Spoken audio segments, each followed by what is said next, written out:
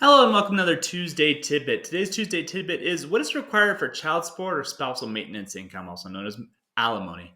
So, child support and spousal maintenance are a little bit unique. Okay, there's a couple unique components of using that income to qualify.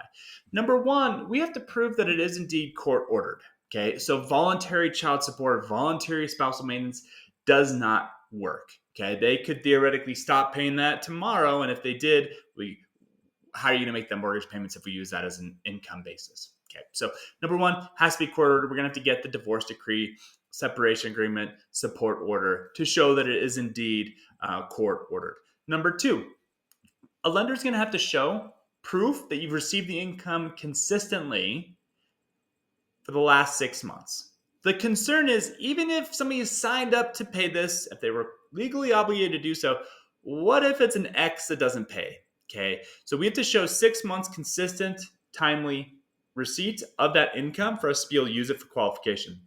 That's a little bit unique as well. Now, we have had instances before where they say, hey, great, I was supposed to be paid $2,500 each month. However, we look at how much we're paying for our child care expenses and we'll just subtract out whatever part we need to.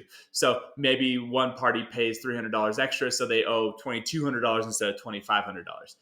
That can be an issue. If it's very inconsistent, that can be an issue. You are much better off, from a lender's perspective, paying timely, consistently, and then separately transacting any refunds or rebates that may be owed to the other party. So keep that in mind. Timely receipt for 6 months is very, very important.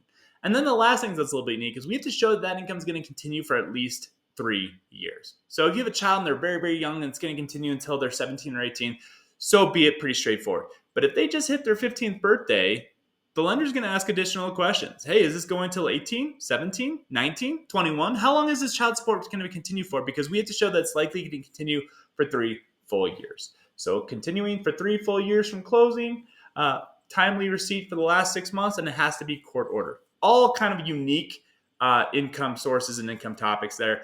Keep that in mind. If you have any questions, let me know. Thank you all so much. Bye.